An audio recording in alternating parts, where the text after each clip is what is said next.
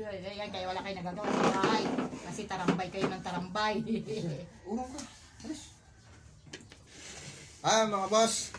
Mga kahilig. Ito, mga mahihilig. Yan, mahihilig. Mahihilig sa chismis.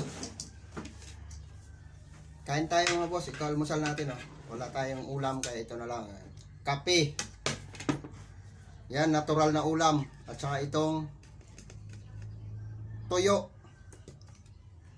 Wala tayong ulam ngayon mga kahilig, kaya ito muna tayo. Tapos ang dessert natin ay kamote. Kamuting kahoy. Ano tayo ngayon? Tawag nito.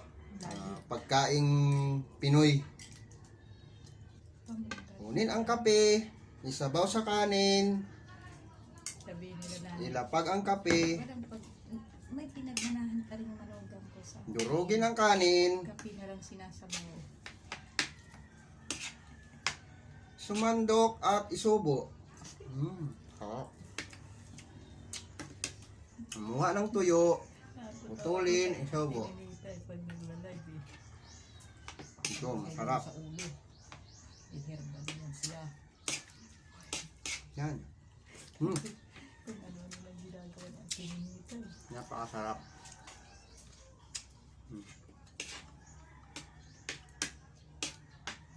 Yan ang almusal natin. Dumagin sinampay talaga nila. Sabaw ulit. Pwede, magas na sila na tulog. Ininom sila ni tatang. Ininom sila ni tatang ko. Gabi-gabi ng... Gabi-gabi. Ano na, watapantos na yung ininom nito. Hindi na bilog.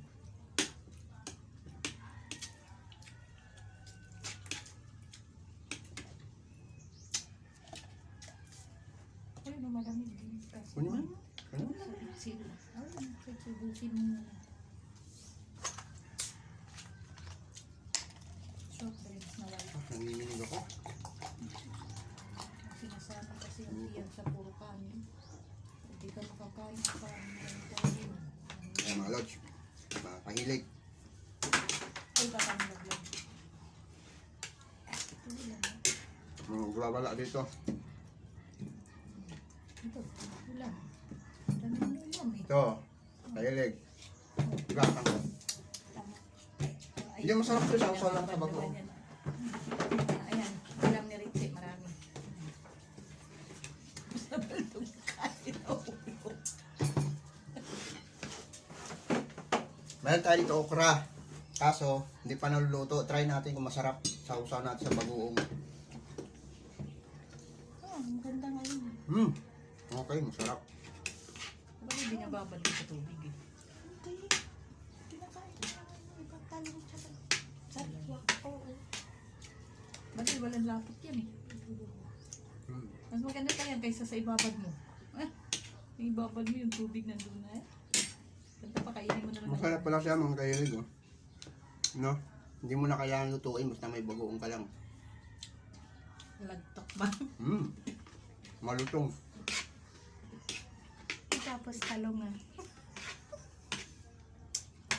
Mamaya takbo ka rin kasi. Sarap. Ay, yung kape mainit. Sabawan ng kape. Talong inang yan. Sausaw sa Sabihin bagoong. mo sana mo, ate, Cherry, wala na kami maulam ito na lang. Ayan. Yan mga kahilig. Napakasarap. Nakita ko naman ang anak ko nakawagos pa ako. Hindi, sabi niya, wala naman talaga pinipili yan. Gusto naman namin ito mamaya eh. Pero masarap talaga yung okra. Hindi mo nalulutuin. Sausaw mo na sa bagoong. Sarap. Okay, gayahin ka na yan.